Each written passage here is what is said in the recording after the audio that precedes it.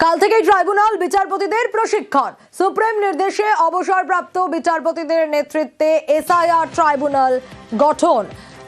আরো বিস্তারিত এই বিষয়ে জানাতে পারবে অর্ণব রয়েছে আমার সঙ্গে। অর্ণব, কাল থেকেই ট্রাইব্যুনাল বিচারপতিদের প্রশিক্ষণ।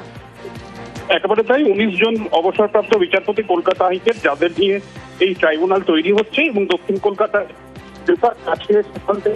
এই কাজ পরিচালনা হবে। কালকে অনলাইনে প্রশিক্ষণের ব্যবস্থা করা হয়েছে, যেখানে 19 জন বিচারপতিকে ইতিমধ্যেই নির্বাচন কমিশনের তরফে চিঠি দেওয়া হয়েছে অনলাইনে, এবং অনলাইনে প্রশিক্ষণ হবে। মূলত লগ ইন আইডি বা কাজের পদ্ধতি কিরকম হবে, এসওপি কি থাকবে, সেগুলি এই অনলাইন মিটিং এর মধ্যে প্রশিক্ষণের মাধ্যমে বুঝিয়ে দেওয়া হবে বিচারপতিদের, এমনকি কমিশন সূত্রে খবর। বেশ অর্ণব। ট্রাইব্যুনালে নাম তুলতে গিয়ে চরম হয়রানি। কালচিনির 3টি বুথে 340 ভোটারের নাম বাদ।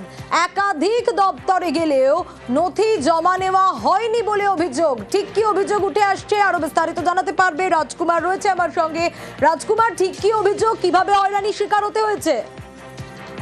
দেখো সোনিয়া, এই যে নাম বাদ গেছে যে সমস্ত ভোটারদের, তাদের পরিষ্কার অভিযোগ যে নোটিফিকেশন জারি করেছে নির্বাচন দপ্তর, তাতে বলা হয়েছে যে যেদিন নাম বাদ গেল, অর্থাৎ যে সাপ্লিমেন্টারি তালিকা প্রকাশ হয়েছে তার 15 দিনের মধ্যে যে ট্রাইব্যুনাল, সেই ট্রাইব্যুনালে আবেদন করতে হবে। কিন্তু অভিযোগ, এই ট্রাইব্যুনালে আবেদন করবেন কিভাবে তারা, সেইটা নিয়ে কিন্তু একটা বিভ্রান্তি এবং তারা হয়রানির শিকার হচ্ছেন। তার কারণ, তারা প্রথমে আলিপুরদুয়ারের যে জেলা শাসকের দপ্তর দুয়ার কন্যায় এসেছিলেন, সেখানে তারা কিন্তু হার্ড কপি জমা দেওয়ার অর্থাৎ ট্রাইব্যুনালে আবেদন করার চেষ্টা করেন, কিন্তু অভিযোগ এখান থেকে তাদেরকে ফিরিয়ে দেওয়া হয়। এখান থেকে তারা ফিরে চলে যান কালচিনি বিডিও অফিসে, এবং অভিযোগ যে কালচিনি বিডিও অফিসেও তারা ট্রাইব্যুনালে আবেদন করতে পারেননি। ফলে ট্রাইব্যুনালে তারা কিভাবে আবেদন করবেন, সব জায়গা থেকে তাদেরকে বলা হচ্ছে যে অনলাইনে আবেদন করতে, কিন্তু অনেকেই অনলাইনে আবেদন করতে পারছেন না বলে অভিযোগ উঠেছে। সোনিয়া, বেশ। नाम कट गया तो बोला है वहाँ पर का जाएगा कभी आलो कि जाइए अलीपुर। तो अलीपुर में आए तो यहाँ भी बोल रहा है कि यहाँ नहीं होगा, ऑनलाइन से भरिए। हम लोग उठा छाप है, हम लोग कैसे भरेगा? हम लोग का पिताजी का डॉक्यूमेंट्स है, बाप का है 2002 का, हमारा है। इतना साल से वोट दिए तो ठीक था, आज में कैसे कट गया? कट गया तो इतना हारेसमेंट कर रहा है ये लोग। अब तो वही लग रहा है कि अब वोट नहीं होगा। हम लोग का होगा मोटा मोटी ना भी होता 200 आदमी होगा।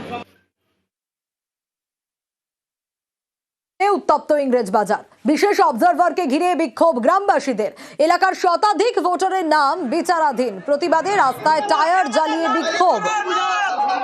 রোল অবজারভারের গাড়ি ঘিরে বিক্ষোভ। দেখাচ্ছি সেই সময়কার ছবি।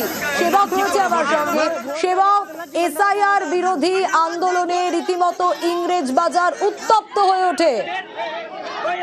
একদমই, দেখো ইংরেজ বাজারের সাতটারি এলাকা, যেখানে 5 শতাধিক মানুষ 3টি বুথে তাদের নাম বাদ পড়েছে বলে অভিযোগ। আর এতেই উত্তেজিত মানুষজন যারা রাস্তা অবরোধ করেন, সেই সময় সাতটারি এলাকায় একটি বুথ পরিদর্শন করে ফিরছিলেন জেনারেল অবজারভার ইংরেজ বাজারের, তাকে বিক্ষোভের মুখে পড়তে হয়। তাকে ঘিরে ধরেন বিক্ষোভকারীরা এবং বেশ কিছু সময় ধরে কিন্তু এই বিক্ষোভ চলে।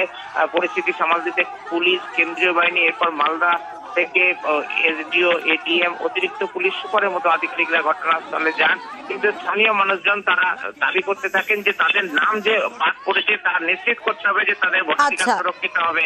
এরপর প্রশাসনের আস্তে আস্তে পরিস্থিতি অনেকটা একেবারে তারপর পরিস্থিতি নিয়ন্ত্রণে আসে।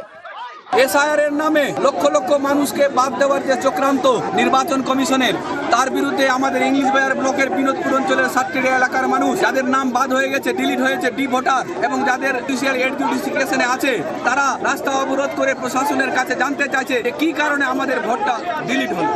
23 তারিখে হয়েছে, আজকে হয়ে গেল 31 তারিখ, 7 দিন পার হয়ে গেল। আমাদের নিয়ম আছে যে 15 দিনের মধ্যে আমাদেরকে কারণ জানাতে হবে, কি কারণে বাদ গেল, সেইটা আমরা প্রশাসনের কাছে জানতে চাইছি।